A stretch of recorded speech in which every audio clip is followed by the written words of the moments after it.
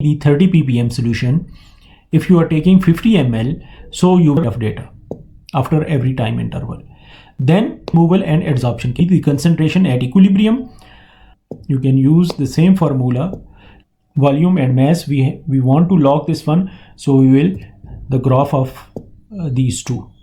Okay, axis I'll show you. Let me draw 2 y's with 3 y's with 3. There can be 2 y's, so we will select these 2 y's. So what we will do, we will make some changes on either of y's scale.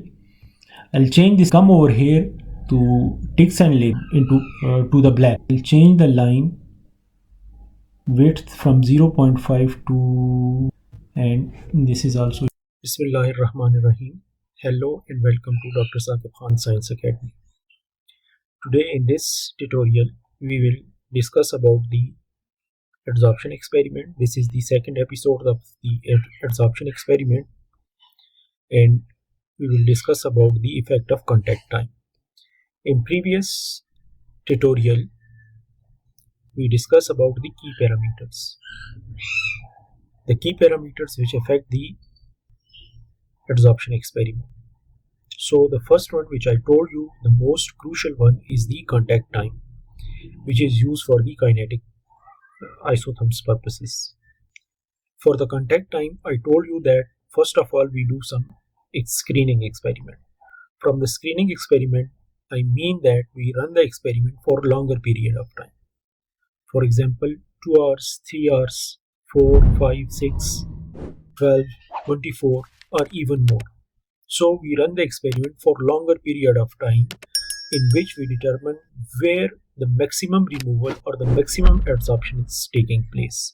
So the point at which maximum adsorption is taking place, we take that time as our optimized contact time. So in this tutorial we will discuss that how to determine the optimized contact time. First of all, what is contact time? Contact time is the duration that adsorbent and adsorbate are in contact with each other. The time in which both the adsorbent and adsorbate are in contact with each other for 60 minutes, for 120 minutes, whatever time it is. So that time is called as the contact time between the two phases. As in adsorption experiment, we have two phases, liquid phase and the solid phase. Solid phase is our adsorbent and liquid phase is our dye or metal ion or any kind of pollutant. That is our liquid phase. So this time is called as contact time, and it is crucial factor that determines how much of the adsorbate is removed. For adsorbate mean our pollutant is removed from the solution and it reaches the equilibrium concentration, and it reaches the equilibrium is when the adsorption and desorption they become equal. Then you will get a straight line that is called as the equilibrium time or equilibrium concentration. I already uploaded a video on how to determine the equilibrium concentration, so you can check over there. In this experiment we will also determine, I will also explain when we are running the data, so I will also explain that how to determine the equilibrium time. What is the purpose of contact time? As I told you that from this time we measure the maximum adsorption, most of the removal or maximum adsorption, optimal time or optimal duration in which we determine the maximum removal. So this is one of the purpose of contact time. The other purpose is it helps in identifying the time it takes for an adsorption process to reach equilibrium. So we will determine the equilibrium time and equilibrium concentration during this process, in which the adsorption and desorption rate becomes equal. And it also reduces, with the help of this experiment, we will reduce our cost. We will measure the optimized time or optimized duration.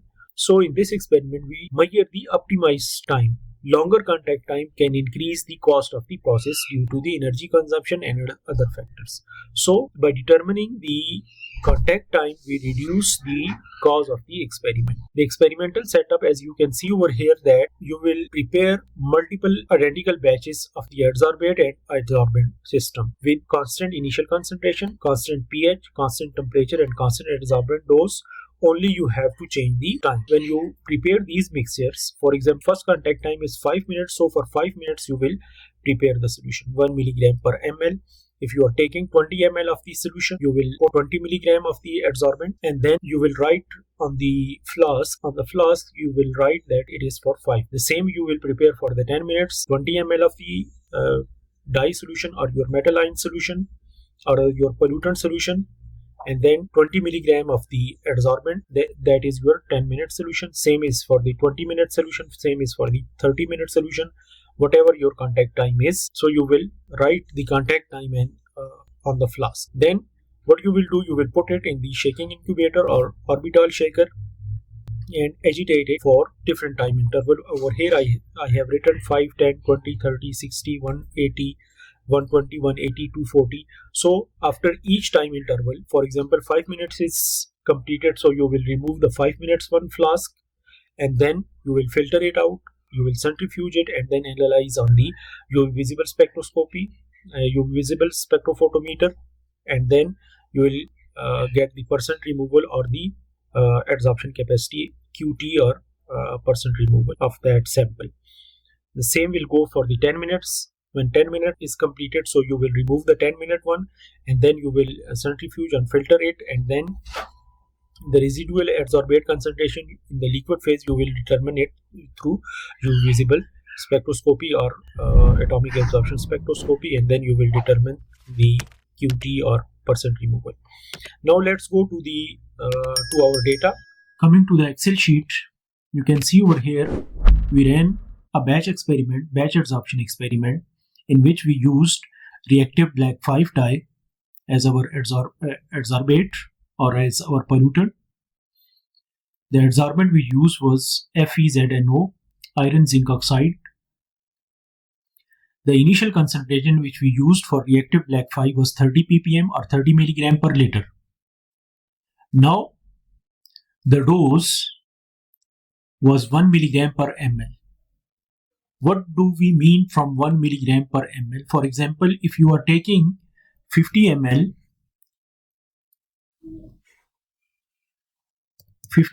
of your 30 milligram per liter of reactive black 5, this means that in this 50 ml you will add 50 milligram. Okay, this is for 1 milligram per ml. 1 milligram per ml. If your dose is 1 milligram per ml, then this means that, for example, you are taking 50 ml of your solution, of your reactive black 5 solution, which is basically the 30 ppm solution. If you are taking 50 ml, so you will add 50 milligram of your adsorbent, of your nanomaterial or any of your adsorbent, you will add 50 milligram. If your dose is 0.5 milligram per ml, so what you will do, for example, your volume is 50 ml. Okay, your volume is again 50 ml. In this 50 ml, you will add 25 milligram of your adsorbent or your nanomaterial. Okay, so you will add, in this 50 ml, you will add 25 milligram. Just divide it by 2. If your dose is 0.25 milligram per ml, then what you will do, the volume is same. Okay, the volume is same, so your dose will be 12.5 milligram. You will take 12.5 milligram of your adsorbent and add it into 50 ml. Hopefully you would have understand this thing, that how you can take your dose. So our initial concentration was 30 ppm or 30 milligram per liter. We took 50 ml of 30 milligram per liter or 30 ppm solution. 50 ml, we took 12 different flasks, and in each flask we added 50 ml of our reactive black 5 or our pollutant. Then we label them as 10, 20, 30, 40, 50, 60, 70 up to 120. As we are running an experiment till up to 120, so from 10 up to 120 we mark those flasks. Then in each flask we added 50 milligram of our adsorbent, FeZNO or whatever adsorbent you have. So you will add 50 milligram. Then you will put them in shaking incubator, and after each 10 minutes you will take out your flask one by one. For example, after 10 minutes you will take the first flask, after 20 minutes you will take the second flask which is labeled as 20, after 30 minutes you will take the flask which is labeled as 30. So after every time interval you will take out one flask. Then you will filter it out. After taking it you will filter it. After filtration or after centrifugation, you will run this one on UV visible spectroscopy. In this case we are using dye, so we are using UV visible spectrophotometer. In your case, if it is some metal, or if it is some metal, then you will use atomic absorption spectroscopy, or if you have any other pollutant, any other organic pollutant, you can use HPLC or GC. So depends upon your type of your pollutant. So over here we use reactive black phi, which we can monitor through UV visible spectrophotometer. So we run UV visible spectrophotometer for different time interval, and we got this kind of data after every time interval. Then for the analysis purpose you will calculate the percent removal and adsorption capacity. You will calculate the percent removal and adsorption capacity. For percent removal I have this formula, C0 minus CT. This is basically the CT. C0 minus CT divided by C0 multiplied by 100. Okay, C0 minus CT divided by C0 multiplied by 100. So we will put this formula over here is equal to C0. C0 is this one, initial concentration, minus CT, the concentration at time, divided by C0, again initial concentration, and all of this is divided by is multiplied by 100. All of this is multiplied by 100. Okay, so you will get the percent removal. Now drag this formula till the end, till 120 minutes, so this formula will be copied. And the next thing is the adsorption capacity. For calculating adsorption capacity, we have this formula, Qt is equal to C0 minus Ct multiplied by volume divided by mass. This volume and mass is in gram. So our mass of the adsorbent is, this is 50. Our mass of the adsorbent is 50 milligram. As we know from the dose, it is 50 milligram per 50 ml. So 50 milligram and volume is 50 ml. So in grams, it will be equal to 0.05 gram, and the volume will be equal to 0.05 liter. Okay, then other thing, if you are calculating QE, adsorption capacity at equilibrium, the same formula you will use. QE will be equal to C0 minus CE. CE will be the concentration at equilibrium multiplied by volume divided by mass. I'll show you the formula. I think I have that formula over here. Yes, I have this formula.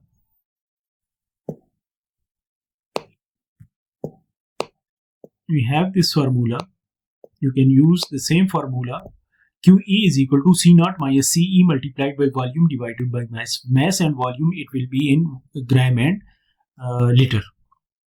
Okay, this CE, I'll show you when I'll make the graph. I'll show you how to calculate CE. I have another video for calculating CE. You can watch it on my channel.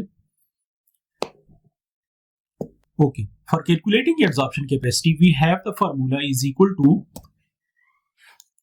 bracket C0 is the initial concentration minus Ct is the concentration at time, okay, multiplied by volume. Volume is in liter divided by mass in gram. Okay, mass in gram.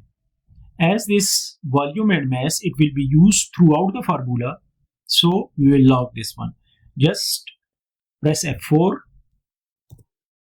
it will be logged. Both the volume and mass, we want to log this one, so we will press F4 for both volume C6 and C5. press enter, so it will give you the adsorption capacity. Drag this one and copy the formula. Drag this one and copy the formula. Now, as we have calculated the adsorption capacity and percent removal, now we will make the graph of these two. Okay, the CE we will calculate after making graph. We will come to know what is our CE value, and from there we will calculate the QE value. Okay, now what we will do, we'll copy this. We'll copy all this data. We'll copy all this data into our. We can make graph over here also, but for better looking graph, we use origin. So we'll open the origin and paste our data over here. Okay, this is our time.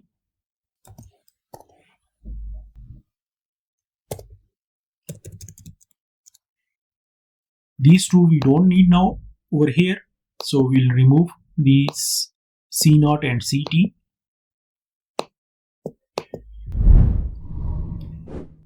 We'll remove these two. This is our removal, and this is our adsorption capacity.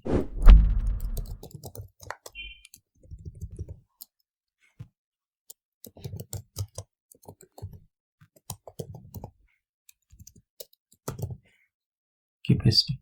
The removal is in percent, so we will write percent, and this is in milligram per gram. Okay, we'll remove these two. Sorry. Okay, now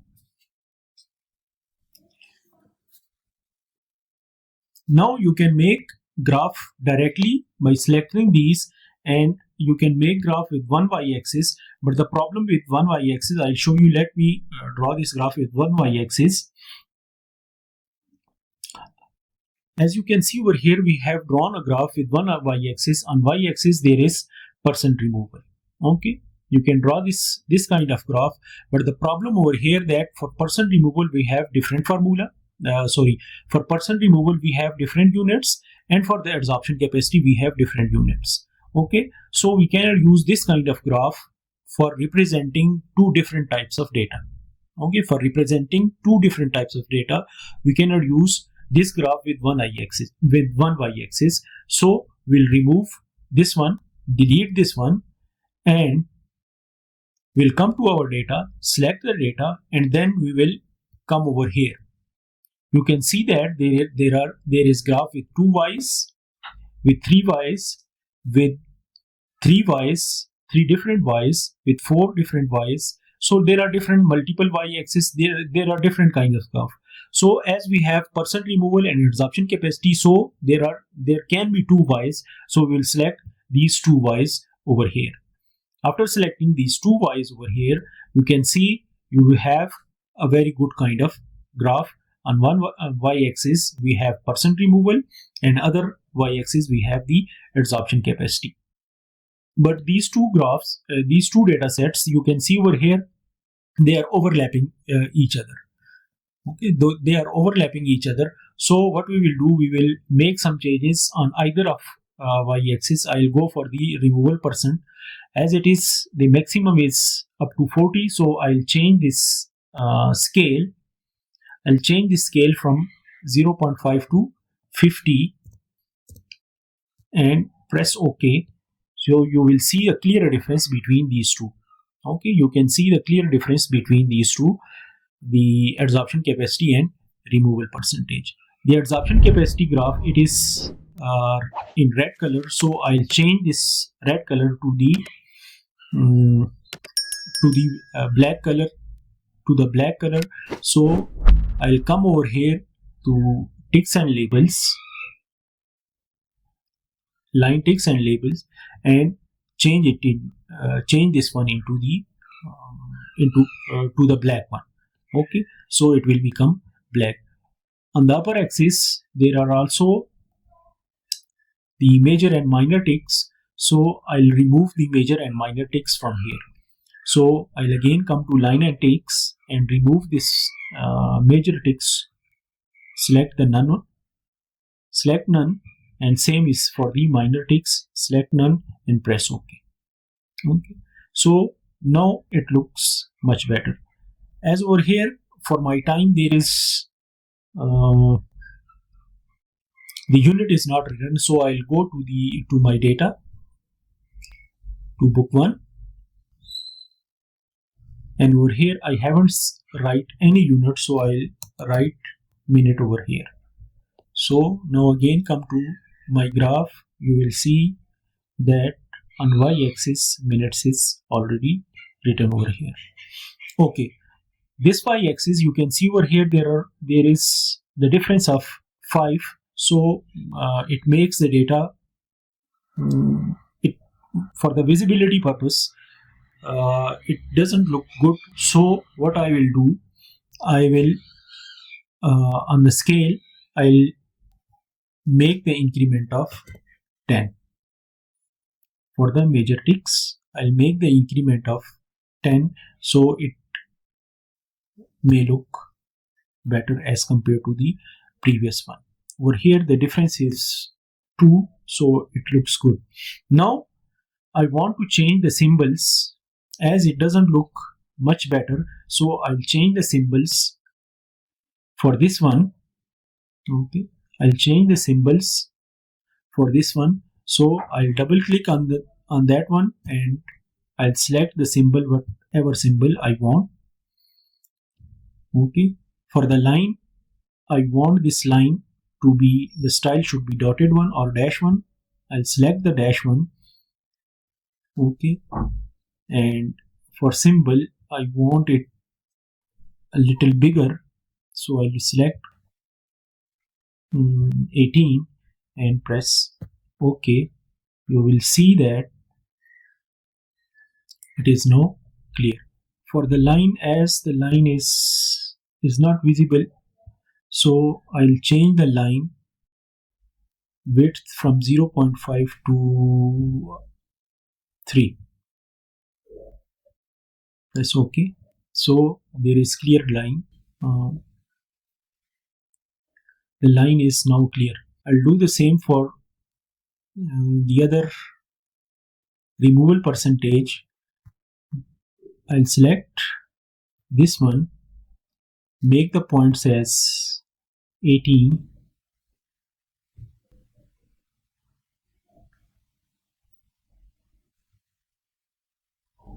Let me take this color.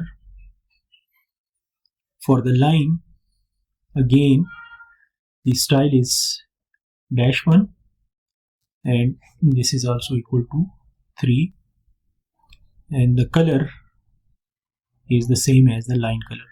So I'll press OK. As it also changed the y-axis, so what I'll do, I'll change the line antics, the color of line antics to black one. Press OK. So these line antics are changed. Now the last thing which is left is this one. So for the legend, I'll right click on the region, go to the properties, and in frame I'll select none instead of box and apply. Much better as compared to the previous one. If you want to change the font, for example this one is Arial, so you can go for the Times New Roman, as most of the time in our thesis or in our papers we use Times New Roman. So select each one and change it to the them to the Times New Roman. Okay, so after changing it into Times New Roman, it may look good. Same you will go for the legend.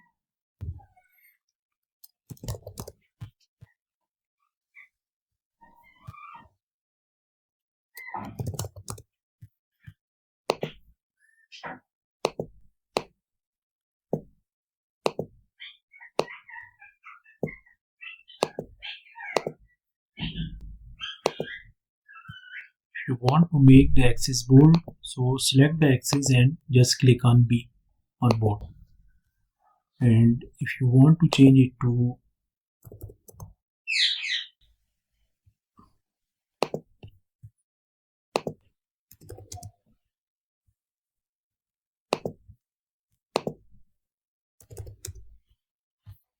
as we have changed this one to 22, so we'll change this one to 25, for example, this one also to 25. If you are doing some changes,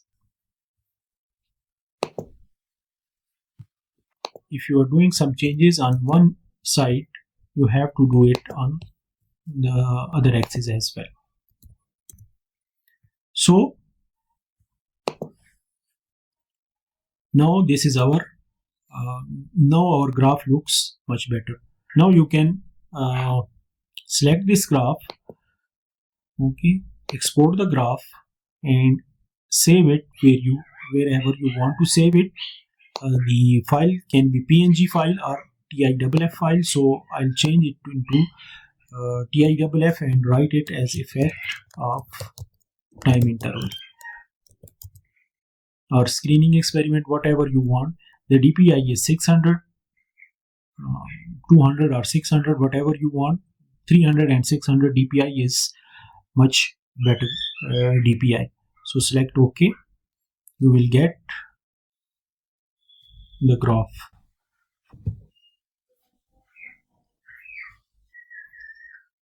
So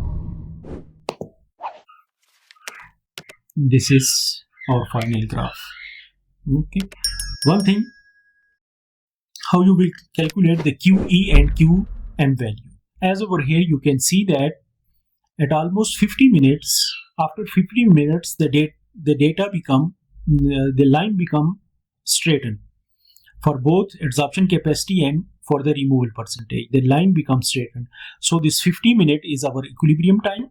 Okay. In this case, this 50 minute is our equilibrium time. After this time, there is no much adsorption or no much desorption. We can take this 50 minute as our equilibrium time.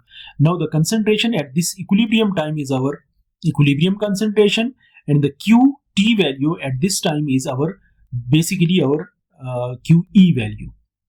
So coming to this data, as at 50 minute,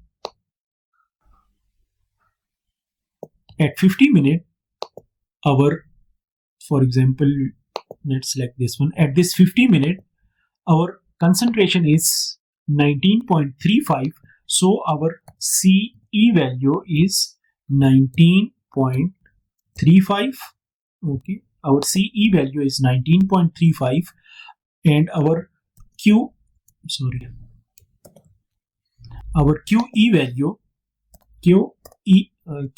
value is 10.65. Okay, equilibrium concentration is 19.35 as our equilibrium time is 50 minutes. So the concentration at this time is our equilibrium concentration, and the adsorption capacity value at this time is basically the adsorption capacity at equilibrium. The Q max value, MAX, the Q max value will be the maximum adsorption capacity at any time. So over here you can see that 10.85 is maximum adsorption capacity in all this data, in all 120 minutes of experiment. So we can say that 10.85 is our maximum adsorption capacity of our material. Hopefully now you have understand that how to run the experiment and how to calculate the CE value, QE value, Q max value, and how to analyze the adsorption data for different time interval. Thank you very much. If you got some information from this video, please like the video, share the video with your fellow colleagues, and subscribe to my channel and press the bell icon so you can get the video whenever I upload a video on this topic or any other educational topic or any other research topic. You can get information of those. Thank you and Allah Hafiz.